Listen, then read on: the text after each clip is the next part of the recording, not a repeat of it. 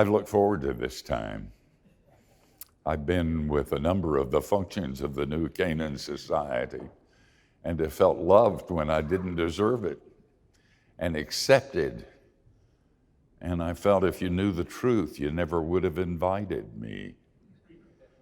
And so I'm going to talk to you about friendship this evening. And I want to start with a quote. C.S. Lewis is the only hero I have left. So if you have any dirt on C.S. Lewis, keep it to yourself. He wrote a book called The Four Loves. And I remember when I first read this, I was absolutely blown away. Listen to what C.S. Lewis says. To love at all is to be vulnerable. Love anything and your heart will be wrung and possibly broken. If you want to make sure of keeping it intact, you must give it to no one, not even an animal. Wrap it carefully around with hobbies and little luxuries. Avoid all entanglements. Lock it up safe in the casket or coffin of your selfishness. But in that casket, safe, dark, motionless, airless, your heart will change. It will not be broken. It will become unbreakable, impenetrable, irredeemable. To love is to be vulnerable. A number of years ago, and I was teaching at a theological seminary, at a faculty meeting, we realized how many of our students were being chewed up by the church and spit out. And the faculty turned to me and said, "Brown, that's up to you to fix it." So I designed a number of lectures on politics in the church, how to win the battles without losing your soul. And I even brought pastors in and they told their experiences. And the students absolutely hated it. And they told me so. And I said, listen, you're going to be tested on this material. When you get into the church, you're going to be tested again. And the day will come when you will rise up and call me blessed. And that's what's happened. Hardly a week passes, I don't get a call from a former student who says, "Dr. Brown, I hated what you said, but you saved my life and my ministry." 10% of the people in the church are the meanest Christians on the face of the earth. And the problem is they're often in leadership. And I tell the students, if you're going to minister to them, you'll get raises. You won't have any problems. There won't be any storms. And when it's your time to die, you'll say, "I should have," and you will weep. If you minister to the 90%, if you care about them, you're going to face hell. And if you survive, you will have a church. So I gave these lectures, and the students needed to hear what I said. But one of the things I said in those classes is, if this gets so bad you're thinking about leaving the seminary, taking your fees with you, and I can't be paid, then raise your hand and I'll tell you some good things about the church. One of the students one time raised his hand and said, "Dr. Brown, this is getting really, really dark. Say some good things." And I did. And I surprised myself by getting emotional. I didn't talk about building programs or elders or deacons or conferences or Bible or religion or prayer. I talked about people. I talked about friends. The friends who loved me when I was unlovable, who cut slack for me when I screwed it up. I remember the men in my church when my brother, my closest friend, died. He was the district attorney in North Carolina. Probably be the governor today if he'd lived. And I died. I went home to bury my brother, and I looked around me, and the people of the church had driven all that way just to be with me and to love me. I remember when I sinned publicly and thought my ministry was over, and the people in the church gave me a standing ovation. I remember being so afraid and being hugged, and I remember the women who baked cookies for me and who loved me when there was no reason to do that. The Christian faith is about a lot of things. If you're not saved, if you're not redeemed, you ought to fix it this weekend. It's not a good place to be. It's about theology. We could discuss the Graf-Wellhausen documentary hypothesis. But at heart, it's about us. And it's about friends. Let me share a couple of verses with you. I just want you to know I didn't make this stuff up. I'm a Bible teacher. And I believe every word of this book. But let me share with you if I can get here. Listen, I'm old. I'm doing the best I can, okay?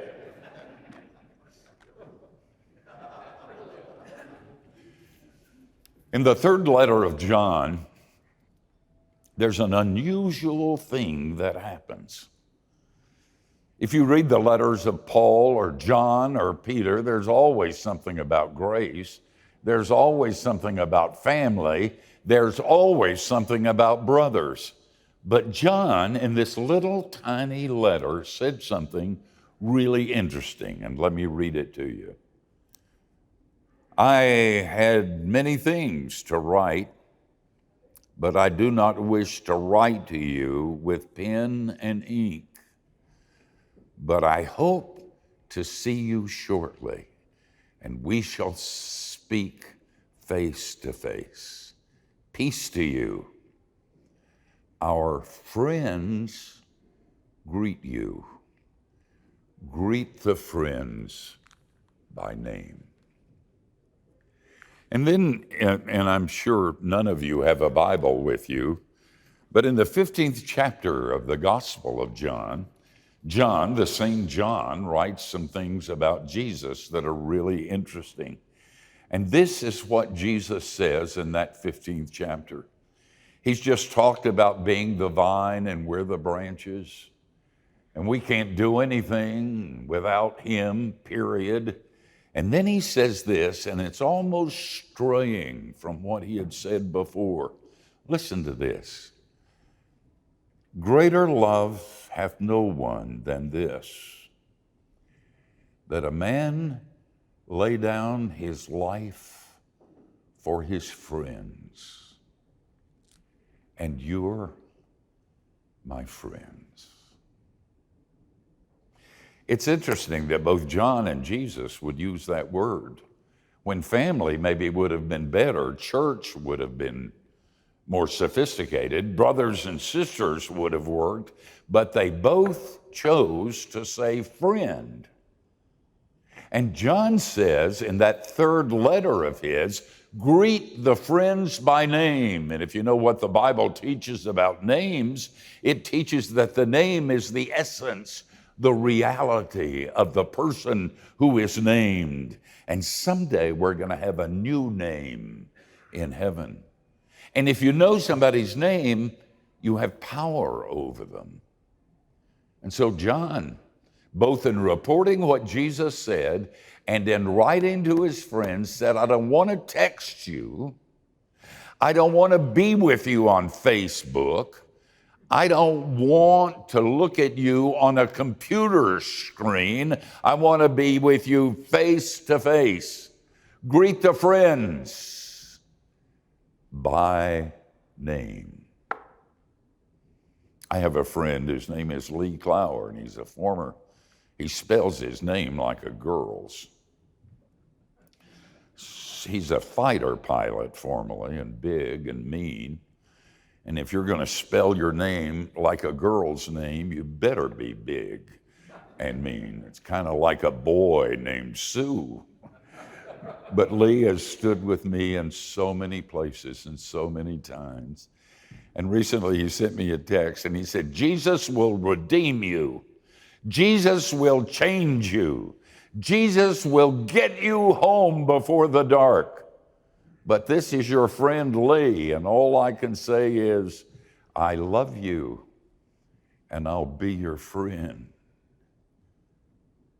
Somebody said that a friend, if you kill somebody, will forgive you. But a real friend will help you bury the body.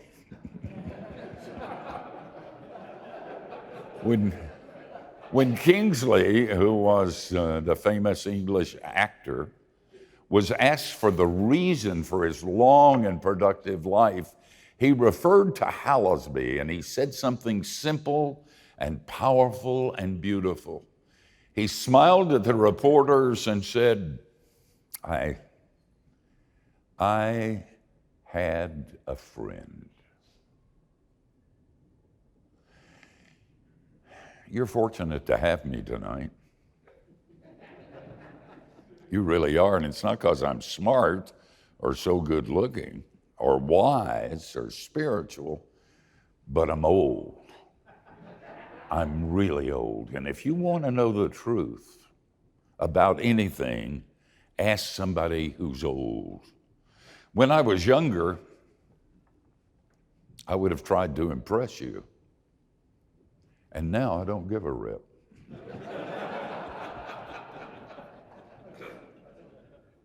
When I was younger, I was trying to climb the career ladder. I was looking to serve a mega church and write another book so I could be famous.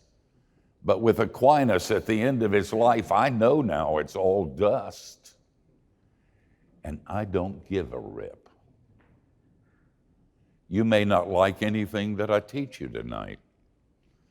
And you know what? I don't care. But I'm old, and I'm going to tell you the truth.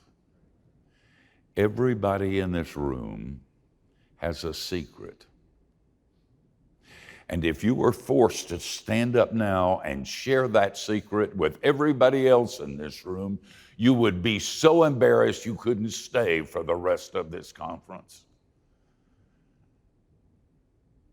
When my father died, I was speaking for a group of 5 Presbyterian churches in Tennessee, and I just fell apart when they told me about my daddy. And a pastor who must have weighed 300 pounds reached out and grabbed me and enfolded me in his hug. And he said, son, remember this and use it. Every time you speak to 10 people, 7 of them will have a broken heart. I know you guys. You look very spiritual and together. You laugh at the right time. You sing good. Man, there's nothing better than a group of hairy men singing songs of praise. That's so good. But I know your loneliness. I know the middle of the night when the demons come. I know that some of you have been marginalized and some of you have been hurt and lied about. I know it hurts. I was in Nashville 2 or 3 years ago to speak at Ray Ortland, my friend's church. He wanted me to do a grace conference. And the best thing about that 3-day conference wasn't anything that I said, but what he said on Sunday morning in the invocation of Emmanuel Presbyterian Church. He had been kicked out of 2 churches. It had been dark and difficult, and he said, I'm going to build a church for nobodies. I'm going to build a church for the brokenhearted. I'm going to build a church for ragamuffins. And he did, and that sucker exploded. And before I got up to speak, he did the invocation. And I looked out over that big auditorium with all those people, and he said, listen up. If you've sinned and you think God's through with you, if you've been marginalized by your friends and other churches, if you're lonely, if you're afraid, if you have doubts in the middle of the night and you're not even sure that there's a God, then Jesus says, welcome. You're in the right place. We forget sometimes, don't we? Because we're wearing masks. We'd rather talk about our business, pretend we're successful, and everything's together. And it's not. And you know it. And I know it. And I'm telling you the truth because I don't care. So, for just a few minutes, let's talk about friendship. And the first thing you ought to note about friendship is the foundation of friendship. Jesus said, greater love hath no man than this, that a man lay down his life for his friends, and you're my friends. I always knew Jesus loved me. When I was a kid, I sang, Jesus loves me. This I know, for the Bible tells me so. I mean, that's his job description. I mean, Jesus is supposed to love us. That's what he does. My question is, does he love me?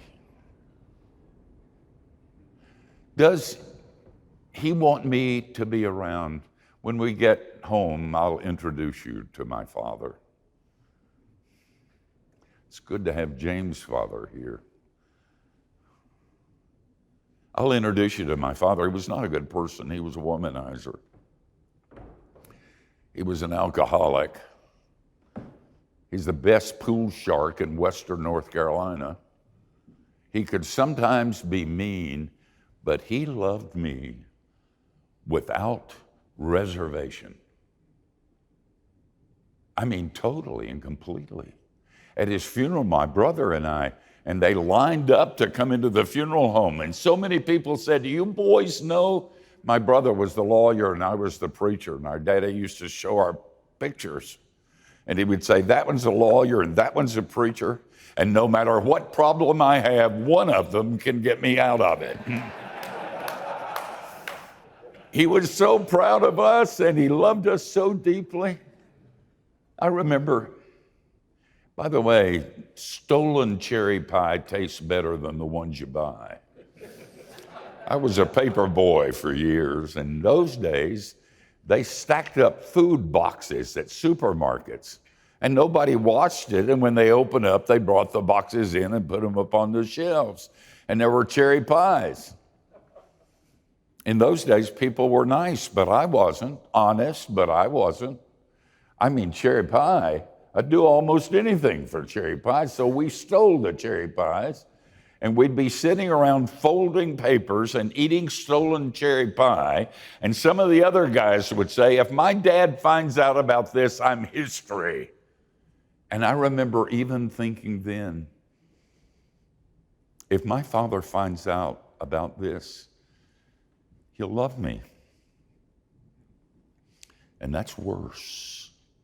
I remember reading that Jesus said, if you then being evil know how to give good gifts to your children, how much more your Father in heaven? And I went, hot dog. I've got it made. And God gave me my father so I could understand something about him. My father couldn't have a party unless I was there. And neither can Jesus. My father knew the worst things. I remember almost blowing up an old lady with a firebomb. And he loved me anyway, just like Jesus. My father knew the times when I screwed it up bad and should have gone to jail, and he loved me anyway. Brennan Manning has a wonderful story from a play about a guy who gets really irritated with God, and he goes out in the desert, gets a tent, and he just sulks. And God comes, and his name's Gideon. God comes and absolutely overwhelms him. And Gideon turns giddy, and he starts dancing, and he says, "Hey, God, tell me you love me." And God says, "Gideon, I love you." And Gideon danced some more, and he said, "God, tell me again that you love me." And God said, "Gideon, I love you." And then he said, "Hey, God, tell me why you love me." And there's dead silence. And God says, "I have no idea."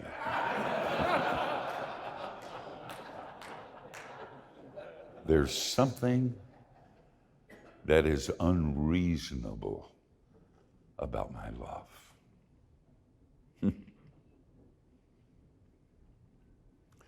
If you're having trouble making friends, don't read the Bible. That's not going to help.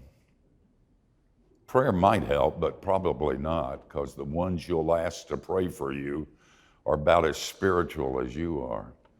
If you're having trouble making real friends, bury the body kind of friends, what should you do? Nothing. Just let Jesus love you. I don't care where you've been. I don't care what you've done, who you've slept with, what you've been drinking or smoking, who you've hurt, the dark places that you visited. Go to him and just be still and let him love you. And then the second thing you ought to know, and it follows on the first, is the struggle for friendship. This is not an easy thing. Friendship doesn't just happen. It's hard sometimes. You ever been betrayed by a friend? Boy, I have. And I was absolutely devastated. If you're going to be a friend, you got to take off the armor. You got to be honest. And you can't do that unless you know you're loved. Goodness, friendship that is in response to religion is reward. You can only be loved when you don't love, when you're not lovable.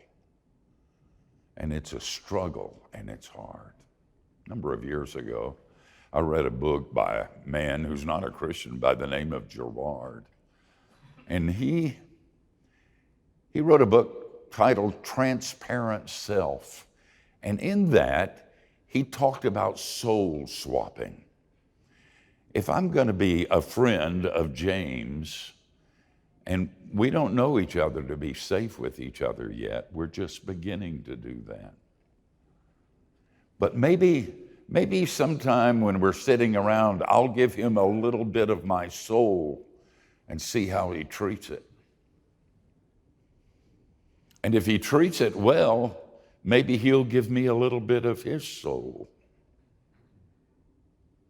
And then maybe because he treated my soul so well, I'll give him a little bit more of mine.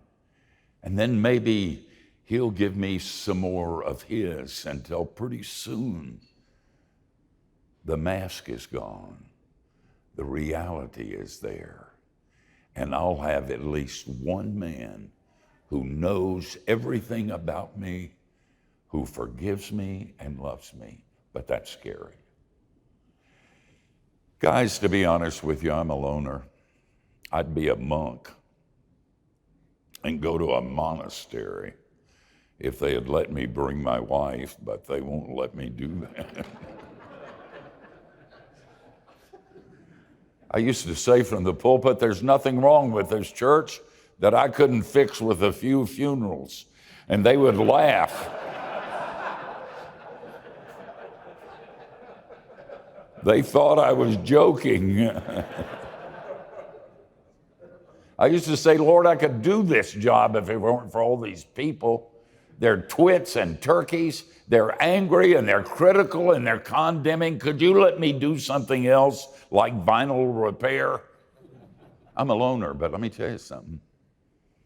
I've learned I can't do this unless I'm willing to pay the price of soul sharing. Are you lonely? Me too. And I'm ordained. Are you sometimes scared spitless? Me too. Do you look at the Ukraine and think we're going to all die? Me too.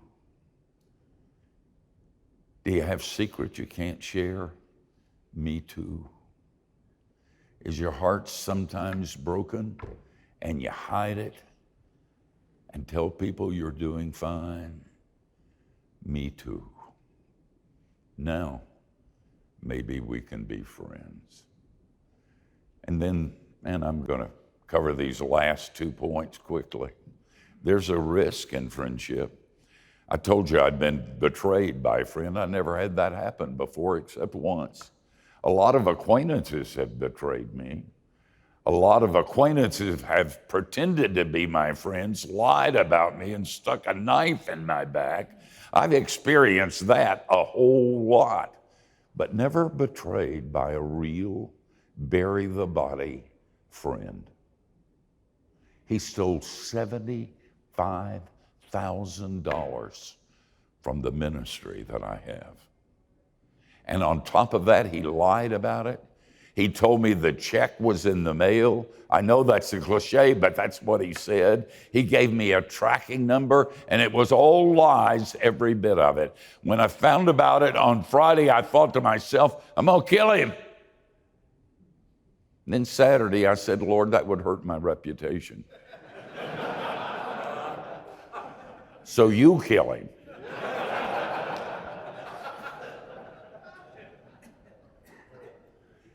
And then on Monday, and I surprised myself, I found myself weeping from my friend. What was he going through that would cause him to go down that road? And I called him, told him I loved him. And I said, if I ever betray you, I hope you'll call me and tell me that you love me. And then there's a result of friendship. In the first chapter of Acts, you'll remember the first commandment that Jesus gave his disciples was, be still. Told them to go to Jerusalem and don't do anything, wait for the power. And for days and weeks, that's all they did. They went back to Jerusalem. They were still, and the scholars will tell you why, but I know the real reason.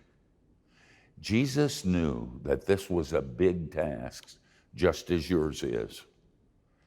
And Jesus knew they couldn't do it if they weren't friends, and that they couldn't be friends unless they spent time together. And so it was the power of the Spirit, of course. but it was friendship also. Because Jesus knows that everybody who belongs to Jesus belongs to everybody who belongs to Jesus. And I'm stuck with you, even if I don't like it. And you're stuck with me, even if you don't like it. If we get what I taught you this evening, with the vulnerability and the openness and the radical nature of what it creates in us, guys, we're going to be dangerous. Pagans are bored with us, and I'm bored with us too. We say nice things to nice people to make those nice people nicer. We smile all the time. We have cliches that we use, and nothing is the radical nature of the first century. The reason the church exploded then is because, listen to me, they were friends. I have a friend named Ken Smith. He's a Baptist preacher, and he's as old as I am. We meet every Christmas just to make sure one of us hasn't died. He was telling me the other day, one of his best friends is an African-American pastor who's as old as we are. I wish I could remember his name, but I don't remember. Ken told me. Said they were sitting around one evening, and he said to his friend, he said, what are you looking forward to when you get to heaven? And Ken, and he matches his voice, "Oh, Ken, I can hardly wait to get home. What I'm really looking forward to is the time when Jesus picks up the church and shakes her in front of Satan, and Jesus will say, 'That's all I had, and I still kicked your butt.'"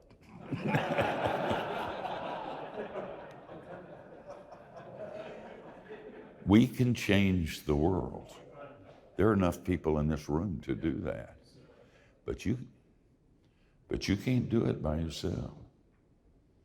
So make sure during these days you make some friends who will help you bury the body. You think about that. Amen.